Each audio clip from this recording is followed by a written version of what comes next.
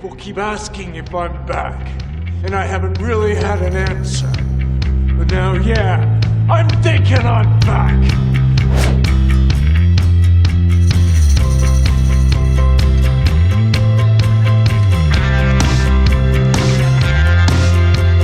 The French Grand Prix at Paul Ricard could end up being one of the year's most boring races, but our predictions on the other hand will not be. Can Mercedes and Hamilton bounce back? The podiums at Monaco and Baku are so diverse, featuring drivers from 3 separate teams. Let's get right to it and see which driver will shine in France. The categories are Podium, Top 10 and Weekend Surprises. Also, if you haven't already, hit that subscribe as we're approaching the 1000 mark, and let's reach there by the end of the French Grand Prix. Let's start with the weekend surprises. In the 6 races so far, Bottas has finished on the podium 3 times, retired twice, and ended up 12th on the streets of Baku.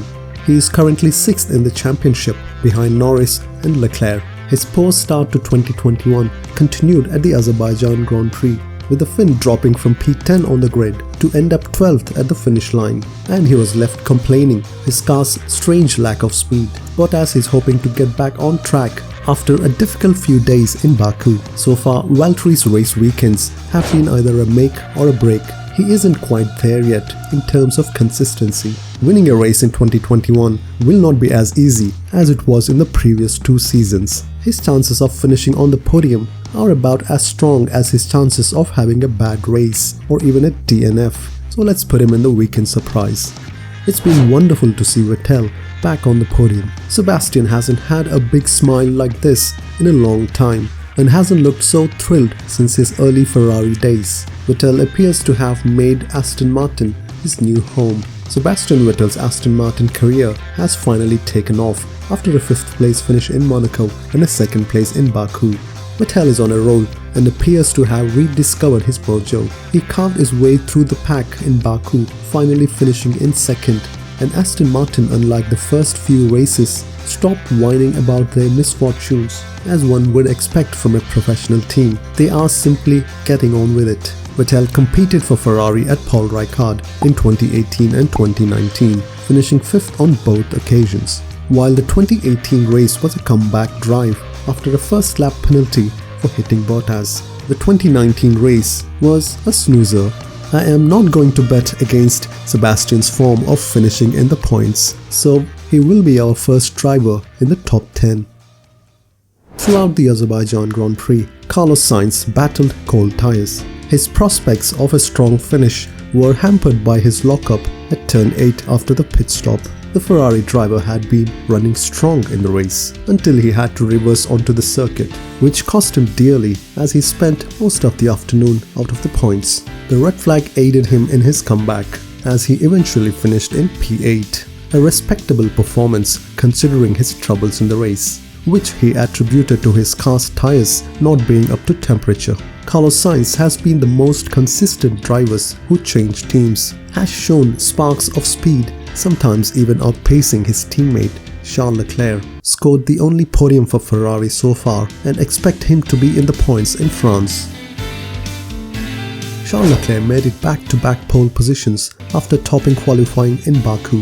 He now leads the season's pole sitter charts alongside Lewis Hamilton, and after being able to take the start this time, he held P1 off the line.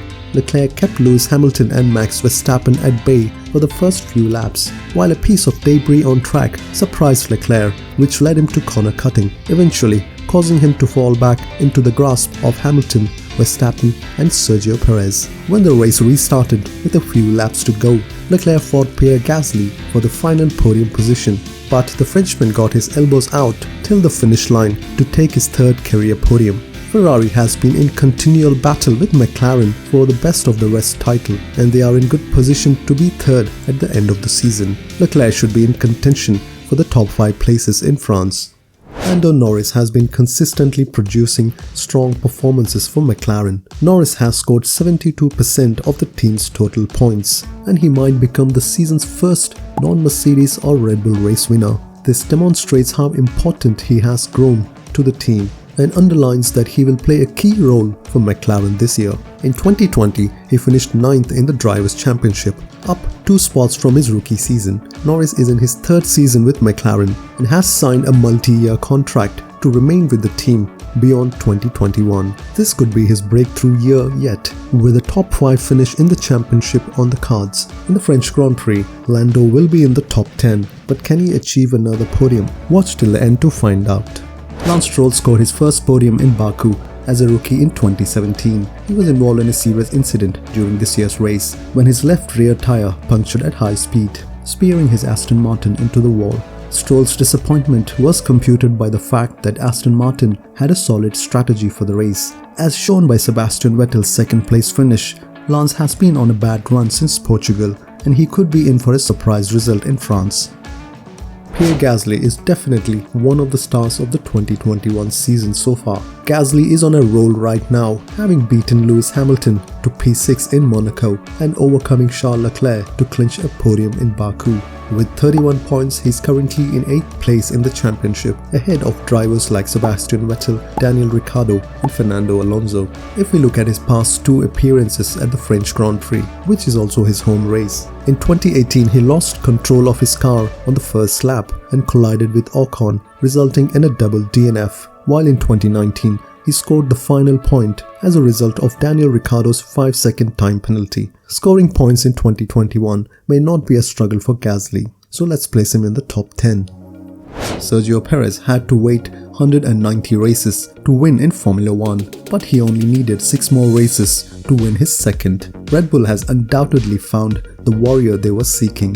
At Baku, he managed to hold Lewis Hamilton behind throughout the race. Perez's performance was even more outstanding given that his RB16B had a hydraulic problem, causing him to pull up immediately after passing the checkered flag. Checo's victory moves him to 3rd place in the championship, behind Verstappen and Hamilton. Following a series of ups and downs in the early races, his form has clearly improved. This might be the turning point in Red Bull's title fight with Mercedes.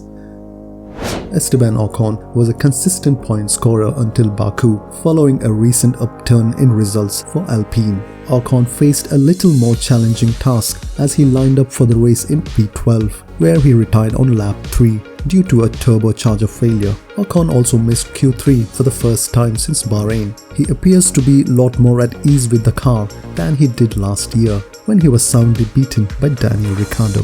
The only time he raced in his home Grand Prix was in 2018, which ended in the first lap after he was rear-ended by fellow Frenchman Pierre Gasly. Let's hope he can finish in the top 10 in his home race.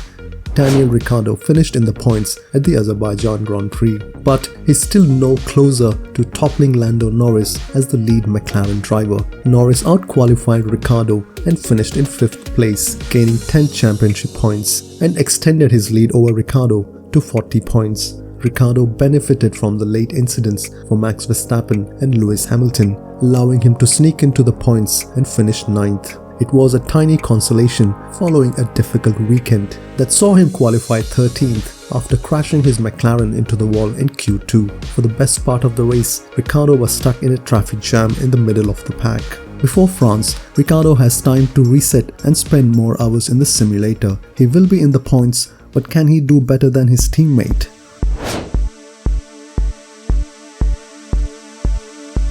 Max Verstappen, the unstoppable force, is going head-to-head with Lewis Hamilton for the 2021 championship. I've made a video explaining why Max is going to defeat Lewis to win the title, which is linked over here. Do check it out for more insights on that battle. Heading into the Azerbaijan Grand Prix, Max had a 4-point lead over Lewis Hamilton, and the lead could have gone either way if not for the disastrous tyre failure and a dramatic tyre lockup. Red Bull deservedly won the race, but lost out on a first 1-2 finish since 2016. The emotions were clearly visible. While Hamilton was on the verge of taking 25 points, only to fall short due to the tyre lockup.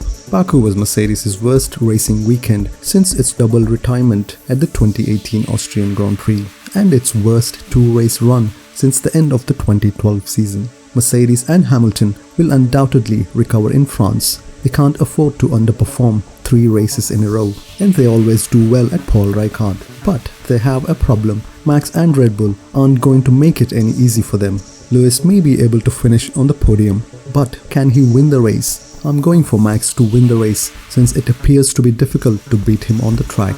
Lewis might be second and Lando Norris rounding off the top 3.